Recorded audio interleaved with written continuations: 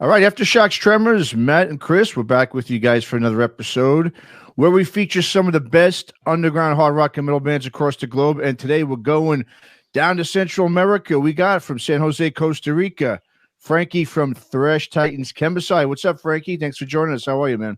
Thanks for having me, man. I appreciate it. Doing all right here, man. With under a little rain, but it's all good. It's all good. I'm sure you're used to a lot of the rain there. I'm sure, man. Yeah. Well, this time of year is when it starts to rain, and it sucks because you wake up and it's raining. You go to bed and it's fucking raining all day, man. So there's nothing you can do about it, really. True, man. No, absolutely, man. Well, hey, man, let's get right into it, man. The new album, Common Sense, it's out now on Riptide Records. And man, this is a record that is just simply resonating with thrash fans across the globe, man. I mean, I'm going to say it's by far the best thrash album I've heard all year, hands down. And, I mean, I'll say it again. I really believe that, when I hear this album, I really think that you guys can fill. I feel like there's been a little bit of a void missing since Power Trip has, not been doing anything, obviously, because of what happened to Rally. But man, you guys, I think, could fill that void. I mean, and it's not just me. I'm seeing and hearing nothing but high praise from so many in these metal publications, across the globe, man. So, I mean, talk about, Frankie, what made you or, in the band, I mean, just a bunch of guys from Costa Rica want to really, pick up your instruments and create sort of this modern day classic, thrash sound that's really resonating across the globe right now. Well, first of all, man, I appreciate it. So I just wanted to say thanks for the words, man, because we really didn't expect any of that to happen when we wrote the album. To be honest, we spent 2 years, man, pretty much locked down, like all of us, man, here at home. So we had plenty of time to I don't know, man, like write down music that that kind of represented what we were feeling at the time, I guess. And when we started to write the album, we wanted to talk about what was happening in the world at the time, I guess. And we was feeling frustrated, man. We was feeling frustrated with what was going on. We had to stop touring our third album because of, the whole situation, what was happening. And I'm just glad that the album has had so many positive reviews, to be honest, because we did not expect any of that to happen. And it's been praised by a lot of people. And to be compared with Power Trip, I love Power Trip, man. It's one of my favorite bands. Well, at least one of the newer bands that really, really caught my attention. So it's an honor to be compared to to those guys. And Rip Riley, man, I talked to him through Instagram a few times. So it was a big loss. Sure, man. Yeah, I know. Absolutely. It's huge. And, and the reason why, I guess kind of compared you guys to a Power Trip is, I mean, because you really, I look at, for instance, songs on this record, Lunar Eternity, Barred Existence, those two just come to mind. They really had that sort of almost like that classic sort of crossover sound, especially Barred Existence, and which I think is the best song on the album, by the way. It's a great song. And that's the thing about your guys' sound. I mean, you've got no shortage of these, what they call money riffs, right? I mean, you've got several of them in the same song. I mean, most of these riffs can be like the lead riffs of their own songs. So, I mean, when you're writing, I mean, how did you go about choosing what riffs to use as sort of the featured, main riff? Because when you have so many, really great riffs to choose from, man, it really do. Well, the thing is that the way that we play this song is that when I was writing the all the rhythm sections and the structure of the song, I tried to always think of what's coming next, I guess, and I try to focus on one song at a time. I'm not trying to focus on multiple songs at a time because it kind of I'm sort of a scatterbrain. So if I tried to focus on multiple things at a time, I just can't do it. That multitasking thing is not for me. So when the riffs come out, I just try to stick them all together and see how it sound. And last year was tough because, 2 years ago it was tough because I couldn't actually go and play with the guys at at band practice and whatnot. So I had to think of how everything will sound without me actually listening to the drums and listening to how the lead guitar will sound. So I was just thinking of, all right, so this section will come out here and here and here, and I'll see if I could work it out. And when things started to open up a little bit more, the first thing I did is I called the drummer. I was like, dude, we need to practice the songs and see if we can, put them together, just, glue them all together and see if they're going to work all right. And, luckily they did. So yeah. I feel very happy that, that the riffs came out the way they did, honestly. Yeah, no, I mean they came out great, man. And the other thing, that you just kind of mentioned, you alluded to before, was about the your lyrical content. I mean, so it's pretty noticeable, obviously, from the album and song titles from the band over the years, is that you guys, you definitely focus your lyrical content on what seems like a lot of human rights issues and sort of injustices that you sort of perceive around the world. I guess my question, I mean, are those lyrics and topics that you're writing about, are those really specific to what's happening, in and around Costa Rica, or is it what maybe more here or seen in the media globally as well as social media, or is it a little bit of both? I mean, just talk a little bit about your lyrical inspiration. So the way that I always will try to focus my lyrics on is that here in Costa Rica, we see a lot of corruption and a lot of different topics that actually kind of replicate a lot in Latin America, right? So Latin America, it's I guess it's a place where a lot of these countries can actually be really successful. They can really be countries that thrive, and there could be like, what would you call it, like world, I guess, I don't know, man, like really powerful countries, right? But unfortunately, their corruption and the way that they're managed is that that's the reason why we're in the position that we're in right now. So you see countries like Brazil, you see countries like Mexico, you see countries like I don't know, Argentina, to give you an example. These countries are countries that they could be powerful countries, having all the resources that we have, when it comes to exports and imports and all that, man. And unfortunately, they're not. And a lot of these governments have killed their own people when they're trying to rise up to, defend their rights. And this album, and inequality in this album in particular, we try to focus on what was happening here in Costa Rica as well, and also what we saw in the U.S. To give an example, racism. We saw bigotry. We see a lot of things going on in our country, and it seems like it's happening all around the world. So for us Latin Americans, for us Costa Ricans, I think it's important to like give outsiders the perspective of how we see things, and also how things are happening in our country. So with songs like Common Sense, with songs like Disposable, some of that is happening here, but at the same time it happens everywhere, right? When you think of yourself, you work 40 hours, man, a week, and sometimes you have people that have 2 or 3 jobs a day, man, which you can barely make a living on a daily basis. So I think that happens to us here, but it happens to you too. In the States, man. So I see people working and working and working. They don't even get to enjoy their lives. They just, they're just pieces of clay made into a fucking game. And at the end, if you die or something happens to you, nobody gets a fuck. You're just a number for the system, and then you get thrown away, and then you're replaced with somebody else. So true. Right on, man. Yeah. Well, dude, I'm always curious with thrash bands, and especially bands like yours that are kind of socially conscious. Who is the audience? Because here, and I'll just tell you, and you probably know this, in the States, thrash is an old person's game. Thrash is old fans responding to old bands. It's all Exodus and Overkill and blah, blah, blah.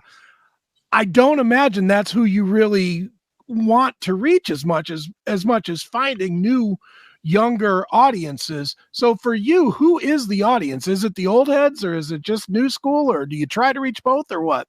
Well, we try to reach both, to be honest, but at the same time, all thrash metalheads are more focused on keeping the flame alive for bands like Exodus and Testament, and they just don't want to let them go sometimes, you know what I mean? Like Overkill, Exodus, Testament, all these, I mean, I love these bands, don't get me wrong, I mean, they're my influence, but at the same time, all these bands are just, going away, but they don't want to let them go. And my main focus is to reach out younger audiences, and the reason why is because these audiences are coming to this shitty world, to be honest. You see these kids, they're focused on their cell phones, they're focused on their computers. I mean, they just they're glued to them, right? So I just want them to, when they read the lyrics and they hear the music, they just can at least get some of that into their brains and their subconscious, and start acting different. I'm not saying that we're gonna change the world or anything, because I'm not reinventing the wheel here. And some of the things that I've heard so far with the album, that some reviews have said that we are not innovating, and I'm not trying to. I'm not trying to innovate anything. I'm just I'm just trying to put music out there for people to enjoy, and for the lyrics to spread some message of positivity, and for them to I guess, think of what's happening and try to make a change. That's it. So with the younger artists, it's a little bit easier. With the old metalheads, they just enjoy it, and they already know what's happening because they already lived after the 80s, man. So sure. Yeah. Well, you know what though? Yes and no, because I'll say this, and Matt and I have talked about this with numerous bands on the show. Testament aside, all the other thrash bands, the old thrash bands, I don't think they honor their responsibility to the scene. I think that they all should take out younger bands, and they just don't. I think they should take out a band like Chemicide or a band like Havoc, or and not that Havoc's young at this point. They're starting to become an old band too, but you know what I'm saying. There's in the old days weird. They did. In the old days, they took them out. Now it's like, well, there's some agent that's saying, well, this band's worth 400 tickets and this one's worth 30, and it doesn't end up building the scene. Do you see that? Yeah, unfortunately, yes. I don't like to to diss anybody, but yeah, we've seen it happening because we've been told the exact same thing. Because especially for bands like us that we're from Central America, it's even harder, man. Because the thing is that for us to go to the States and play shows, man, we need special visas and special fucking paperwork to get into the States to actually play shows. We can go and visit, but if we get caught playing, we get deported. So we have to kind of stay away from the U.S., which is a huge market for all of us. And I mean, just to give you an example, like you see Ozzy took Metallica on tour when they were the way they first. And I know Metallica was a big band at the time. Well, kind of big at the time, but at the same time, like Ozzy gave them the platform to actually show the music to bigger audiences.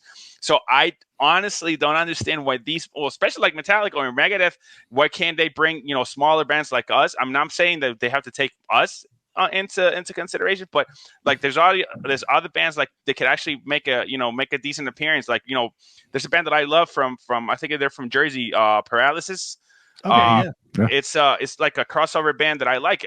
Why is it that like I don't know, Exodus or Overkill are not taking these guys out on tour, right? Like to me, it's a no-brainer because you're bringing up the new generation to like new audiences, but they just don't want to, they don't want to give a piece of the pie to anybody else, man. They just want to keep it for themselves. So there's nothing we can do about it. Yeah. No, you're right, man. And that's the worst part about it is that scene. I mean, I'm 53 years old, so I came up in that scene, and I can tell you, used to go to clubs, and all these bands that were big would be bringing up bands, and there was most of the bands that I discovered when I discovered them were not selling. They were Testament, they were Exodus, they were Overkill, but it was before they were, a household name. Yeah, and you would see them on a triple show at a club with Slayer and Metallica or something, and it was like that's how you learned it. And it's so, like you said, it's so hard for you guys to say, well, you guys can't sell X number of tickets, so we can't bring you to the States. Well, that's bullshit, because how are you going to get to that level if they don't give you any appreciation for just musical integrity? And that's the thing, man. Like right now, all the tours that we do is on our own, right? We put out our music, we buy our own tickets, we buy our we pay for our own hotels, we pay for our own vans to tour. So, and it's all right. I mean, I don't mind doing that because it's fun, right? I mean, you go out and meet people, you go out and see different cultures, and you play for people that you've never seen before. So it's cool. But I just feel that these bands could really make an impact with newer bands. But the thing is that also, if you think about it, maybe it might not be the band itself, because they're ran by big ass music companies and distribution labels that don't really care about none of that. Because you see, for example, let's say Metallica are their own thing, right? So they don't really need anybody. So they could actually bring somebody. But if you think about somebody like Testament, they're part of, I think it's Nuclear Blast. So if Nuclear Blast doesn't want anybody on that show that is not part of Nuclear Blast, they can't bring them. That's the thing. Even if they wanted to, they can't, because they're not part of the same label, or they're not part of the same structure that they've built for them. So, in the long run, might not even be the band that doesn't want people to join their shows. It could be somebody else that doesn't let them. Yeah. No, you're right.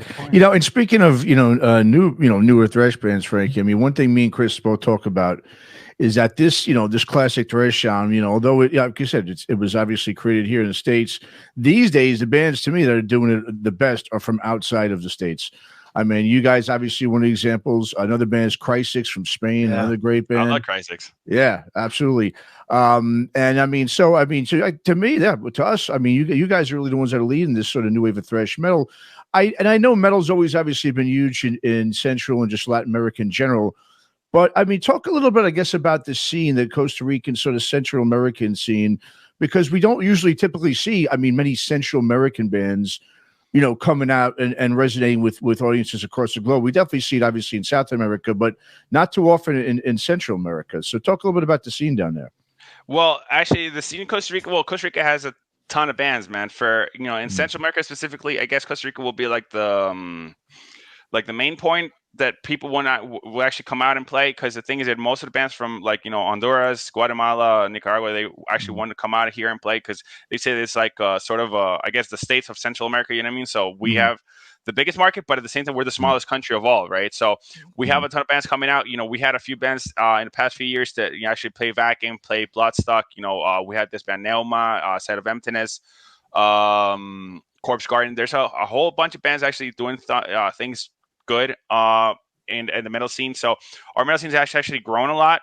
The thing is that we're a very small country, so it's not enough for us to actually be somebody here or play shows here to actually make a living. So like I have a friend, friends from a band called Howler, another band called Age of the Wolf. These bands are actually going out on tour with us, like, to promote their music outside of Costa Rica, because unfortunately we can play as many shows. Like, for example, we played this month alone like six or seven shows, and it's not enough, right? For us to actually make it worth it, we have to come out and we play Nicaragua. We're actually going to Colombia next month, so we have to actually go out of Costa Rica to the bigger audiences, and the bigger audiences are either in South America or North America. So we have to either go to Mexico, go to Canada, or go to the States. And if we go to South, we got to go Colombia, Argentina, or Brazil. There's no other way around. So people in Central America love music, and they are actually supporting the scene a lot. They buy our shirts, they buy our, our merch, they buy our CDs. But the only problem is that we're not a big country to actually support the scene. You know what I mean? So that's the only issue that we see. Yeah, no, that's difficult. But the one thing that you guys have done well, other than obviously didn't really putting out some great music, is you've done a great job promoting yourselves, to the point where you're getting noticed by, obviously people like us and a lot of people outside of even here. I mean, I saw that, you guys were mentioned in Metal Hammer, I believe, in UK. Yeah. Also in publications in like Japan and Turkey. I mean, so you guys have done a great job of getting your music. I mean, how have you been able to do that, to get your music and your band heard and noticed in all these different countries? Well, it's been tough, man, but I gotta say that honestly, it's been a joint effort with the labels that we're working with, like Rip Right. They put the record out in Canada, the US, and other parts of the world. Then we're working with Concreto Records, which is a Mexican label that is working with us in all Latin America. So they've been putting out, they've done an excellent job with promoting our music. They sent the records out before even it came out to, different media outlets that has helped us promote our music. We got Marquee Records in Brazil doing the same thing. We got Ragnarok doing the same thing for us in Germany. So that, I guess that the best thing that's happened to us right now is the alliances that we've been able to build, right? So these guys have been promoting our music for, I guess, 3 months before even the record came out. So they sent out records out to, everybody that they could. And the good thing is that the album actually, was well received. So they actually been talking really nice things about the album, because if it would have been the other way around, it would have sucked. So these guys have made a great thing for us. And I guess they work with Against PR and also with Soundblast Media in Argentina. And these guys they've done a hell of a job promoting the record, honestly. And, all this interviews with you guys and, has helped us out a lot, to be honest. Sure. Yeah, no doubt. Well, just getting back to the music too real quick, I want to just mention, I mean, I wish my Spanish comprehension was much better than it is, because I know you guys have a really cool short 30+ minute sort of documentary, I know, on YouTube about the making of Common Sense. Talk a little bit about that documentary, and just kind of explain it for people like us who are non-Spanish speaking, because it seemed like it was a pretty cool little documentary that was put together. Yeah, we wanted to do it in English, to be honest, but the thing is that not all the band speaks fluent English, and it was Sure. it was hard. And the thing is that putting subtitles in the video is expensive, so Sure, we had to stay away from it. The documentary was actually that something that I've done, that I wanted to do for a long time, to be honest. I've always seen documentaries like the Black Album that it takes a whole year into Metallica. Exodus just put out one. I've seen the ones from Sepultura, which is one of my biggest influences. So I've always wanted to do something like that actually bring people into the studio with a band. So I told one of my best friends that we could do that. He actually recorded our video for Bard Existence. And what we thought is that we should start doing the whole documentary as soon as we get a new drummer for the band. So we started actually doing the documentary in around November 2020. Okay. We got our new drummer, and we started doing little shots and whatnot about how is it to be in the studio with us. So how is it to record the songs? How how the process of getting a new drummer was. So to give you a quick overview, the drums were recorded in one single day in 6.5 hours. Our drummer sat down for 6.5 hours to do the whole the 9 tracks of the album, and it was physically and mentally tiring, because he had to sit down and do the songs over and over and over and over again until we had him right. And the thing is that I write this song, so I was like, yo, you got to do this fill this way or this way. He was like, yeah, we planned this a certain way, but it came out a different way. So okay, it's it is what it is, right? So and then we started doing the rhythm section for guitars. I record all the guitars for the album, at least the rhythm section, and it took about 10 hours to do that in a day. Okay. So we kind of go through all that. It was we took about a month to do the whole recording. It was 4 weekends that we did to do the whole album. Okay. And because we were under the clock, man, to be honest. We were supposed to get the record done in November, and we was actually in September last year. Okay. We were already in October. We had nothing. So we had to so we told our labels, like, yo, we're taking a little longer to do this, but it's gonna be worth it. So it's something that was well received. The documentary was actually was really enjoyed by people. They told us that they've never seen that before here in Costa Rica, at least. Okay. And it was kind of groundbreaking for him. So it was groundbreaking for us as well. So I think it kind of panned out. Nice. No doubt, man. Well, and the other thing too with the recording, did you not work with Martin from Destruction on this record? Yes, that's right, man. And what did he bring to the table that you didn't already have? So the thing is this, man. We the whole thing, how it came out is that when we were thinking about doing the record, there's a guy in for Concreto Records. He's his name is Quechol. Quechol is the owner and the head and just he runs Concreto, right? He had worked with Martin before and with different bands. He actually has another band called Bark, which is like rock and roll, heavy thrash metal band. It's a weird thing, but it sounds awesome. He's like, yo, you guys got to work with this guy. You got to work with this guy. You got to work with this guy. And I really didn't know if I could actually pay him, to be honest, because he's a well-known producer, and he was the tour manager and sound manager for Destruction and Floods and Adjustment and all these bands up in Europe, man. I was like, sure. I don't know if I have the budget for that.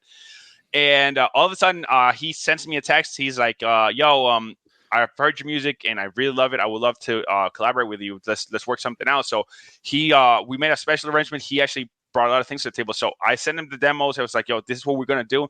He's like, already have the sound down. Let me just work on it. How would you guys like the sound? So I was like, let's get something like KSAD type thing, like nice. Horoscope vibes on the drums and the bass, and I don't know, like a kind of a Black Album as far as the voice goes. It's like I got it down.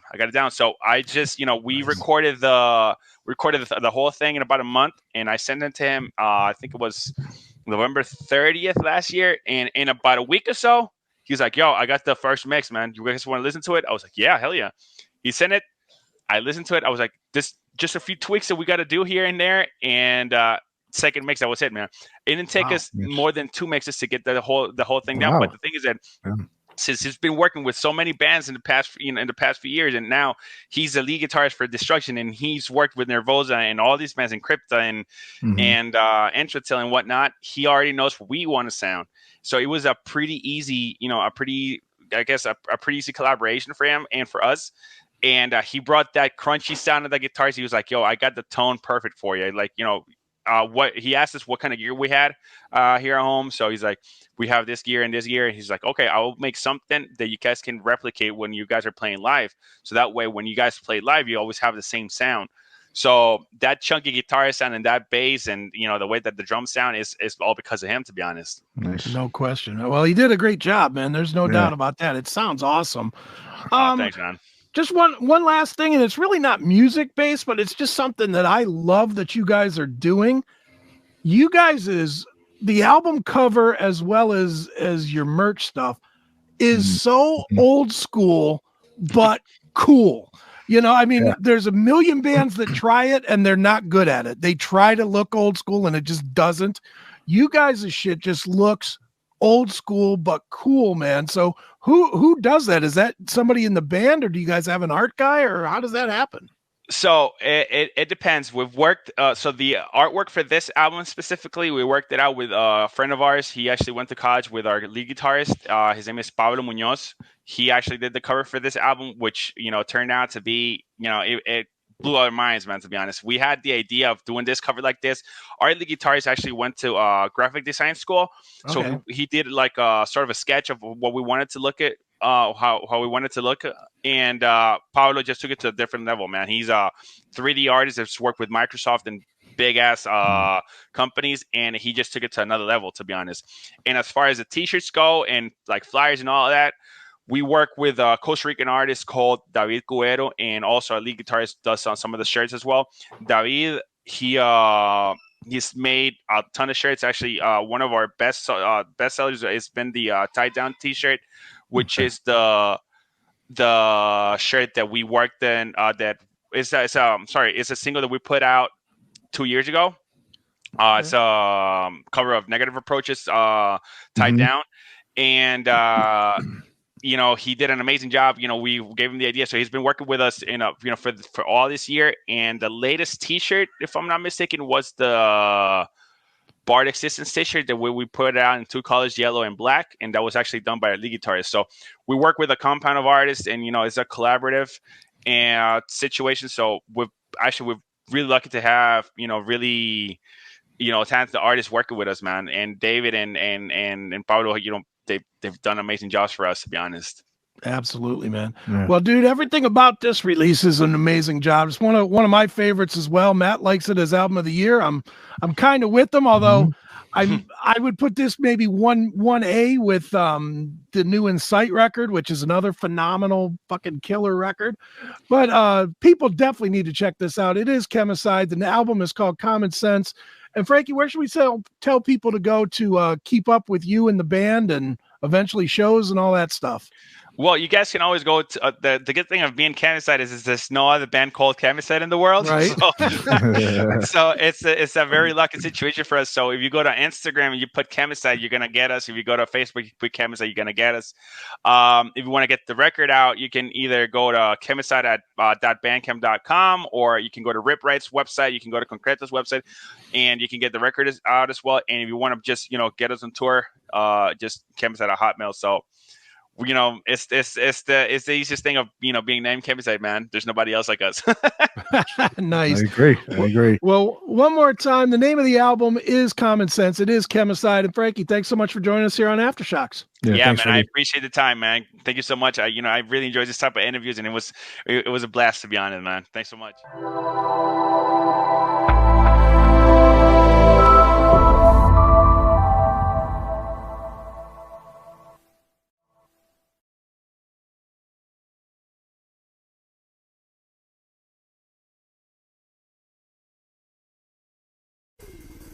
When it's time to rock, it's time to tune in to Crash Course Radio.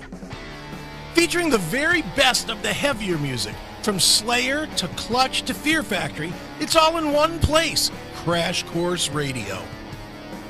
To tune into Crash Course Radio, simply visit www.cmsradio.net.